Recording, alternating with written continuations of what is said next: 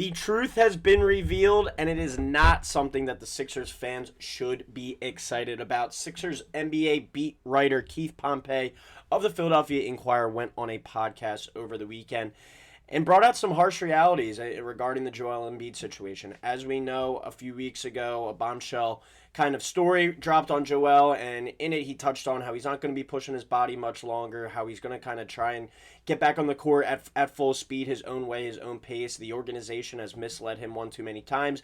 Daryl Morey comes out, right before that and says, we expect Joel to be back by training camp.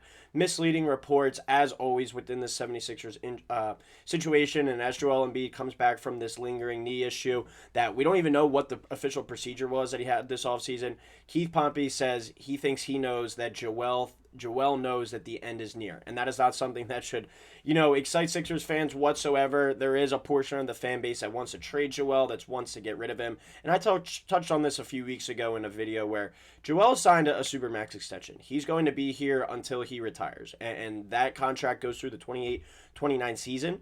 But the thing with the 76ers and the organization is they have their hands tied with this because Joel could, just slow play this injury coming back, be off and on the court, on and off the court with this injury, but still sitting there collecting his paycheck and receiving a large chunk of the cap space, which handicaps the ability to kind of build this roster around this next potential youth movement here with Tyrese Maxey, Jared McCain, and VJ Edgecombe. With Joel Embiid taking up, $55-60 million of the cap each and every season, and for him not to be himself anymore, or just, not even playing at all, playing in general, that's a huge detriment to the Sixers. And the Sixers, as we know, when they're at their best is when Joel's on the floor dominating. When he's fully healthy, when he's on the floor, obviously that's a blessing.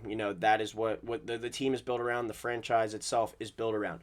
But for him not to even be on the court and taking up all this cap space as well, that just adds another domino effect to the negatives of the Joel Embiid situation. And with Keith Pompey saying, Joel thinks he thinks Joel even knows that the end is near for him in his playing career potentially, that is a worrisome thought, not just for the upcoming 25-26 season, but going forward, just because Joel might not be on the floor very much, also just because he's going to be sitting on the bench collecting, his paycheck and taking up a lot of the cap space. And that is a sickening situation to walk into, but, the writing potentially is on the wall, and I don't think Keith Pompey would just come out and say that. That's a guy that's been around the organization for decades now, for a good amount of years, covering the Sixers, being inside that locker room each and every day. That's not something I think you would just go on a national podcast and say and talk about. So just to get into some of the quotes from Keith and what he actually said, where this was an article on SixerSense.com where I got these quotes from.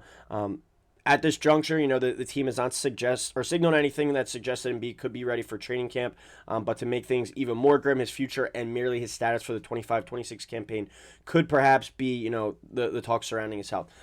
Keith Pompey goes on this podcast basically and says, I think Joel may know that the end is near, and this is just me saying, and it's kind of like explaining to people what he's been going through, because rarely do you have a guy tell you how much pain and how much they're going through. So kind of, touching on there, the situation where it's like, all right, Joel is coming out, he agrees to participate in that article, be a part of that ESPN.com article, and talk about his health, go out there and, complain is a word that you could use, but basically just kind of state the facts and the situations, and it's where it's, how much more can I really go through? How much more do I have to go through? And he talks about in the article as well how once his playing career is done, you're probably not going to see or hear from him much again. He feels like he's been ridiculed and he kind of just wants to ride off into the sunset, which, everyone, when they're done their playing career, they have, their different goals, their different aspirations. I mean, it sounds like Joel Embiid might be a player that you don't really see much after his playing days.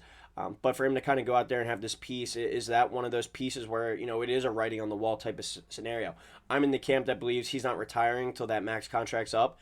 That might be his final contract in the NBA. He might call it quits after that, but I think he's probably going to try and get every last, dollar and penny out of that deal that he has. And that could, tie the Sixers down unless there's some kind of clause or something that says if he's forced to medically retire that the 76ers can get out of the rest of that contract and retain the cap space that Joel's contract is taking up. But with Keith Pompey coming out and saying he thinks the writing could be on the wall, it is a potentially serious situation here for the Philadelphia 76ers moving forward. To go further into some of those quotes, the thing that I took from it was no matter who is there, the culture is the same, and that was one of my main takeaways as well. Joel has just been in a bad situation. Seems seems like, from day one with the Sixers. But, Keith goes on to say, and I feel like Joel Embiid knows that it might not be this season, but the end is near, and maybe he even feels as though he can't play at the level that he used to. And I think we saw that last year, even in, limited games, limited minutes, but it was a situation where he definitely didn't look 100%, and he came back too early.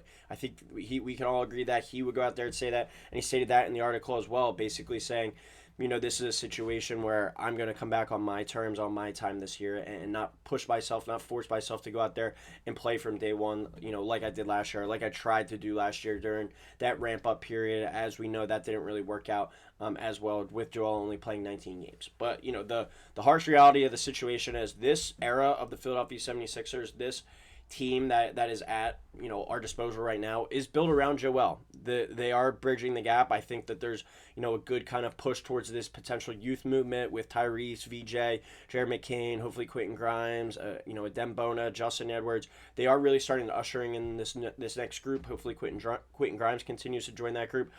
But also they want to win now, and they want Joel Embiid on the floor. And with a wide open Eastern Conference, hopefully Paul George comes back, in some form of his old self. That is a team, that is a roster that is plenty capable of winning, the Eastern Conference this year, making it to an Eastern Conference Finals, making that push in an Eastern Conference that's wide open due to all the injuries with the Pacers, with the Celtics, with Giannis and his uncertainty, Dame, not on the Bucks anymore. It's a situation where it might be the Sixers' actual best opportunity. Them in the Knicks, and you kind of throw in like the Magic and the Hawks as two upstart teams that potentially are in that mix as well. Everything is built around Joel, though, and that kind of dictates it. And it's not just for this season, but going forward as well. As I talked about, that large contract that he still has on the books and the Sixers are tied to, whether they like it or not. I think Joel is going to at least try and ride out the course of that contract. But you look at the deal here, he's getting $57 million, $62 million, $67 million over these next few seasons through 28-29, and that's locked in. That's guaranteed money. He's made over $260 million so far in his NBA career, but he came from nothing. He came from Cameroon. He came from absolutely nothing. He has the potential, and he already has, but even give his family some more financial security kind of going forward. He's going to do everything he can, I think, to get back on the floor and be able to be the player that he once was.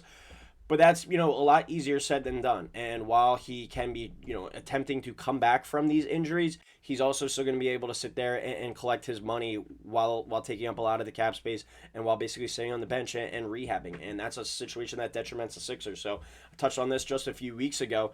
There's still a massive cloud hanging over this team and over this franchise, and it's all revolves around Joel's health. If he can get out on the floor, be 80% of himself, and play in 50 games this year, I consider that as a win as a Sixers fan. As someone who's looking at the franchise, I would definitely consider that a win.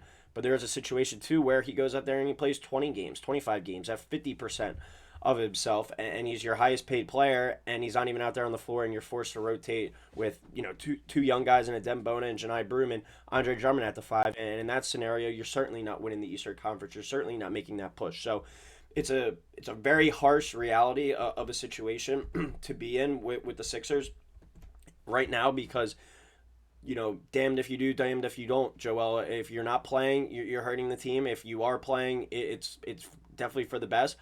But if you're not playing as well, it's not just your ability to help the team on the court, but off the court as well, and the inability to build a better roster because of how much his cap space is taking up. It's a real kind of sickening situation. It's a shame that we got here, but it is a situation that the Sixers are still tied to for a few more years. And I doubt Joel's leaving $55-60 million on the table to retire after this season. I think we're at least tied to him for a couple more seasons. He's got that 28-29 player option, then he's a free agent after that. Who knows what he looks like by this time next year, by this time 2 years from now or whatever. But Kawhi Leonard had, some lingering knee issues his past few seasons, and I think after going and getting the treatment from this doctor that Joel's been dealing with, he looked as best as he has over the past few seasons, especially down the stretch. Sixers got to do their best ability to kind of limit Joel in the regular season, I think, and hopefully just preserve him for one hopeful, healthy playoff run. But that's certainly been easier said than done. But it is just a sad situation, and for Keith Pompey to come out there, I don't think he he just said that to say I think there's some merit behind that, and the writing potentially is on the wall that Joel Embiid's best basketball is certainly behind him, but he might be out of the league sooner rather than later, which is a shame, not just for Sixers fans, but for NBA fans everywhere. But let me know what you guys think in the comments below on this situation. I know a lot of the fan base wants Joel gone. That's easier said than done. No one's trading for him with that contract and the uncertainty of his health.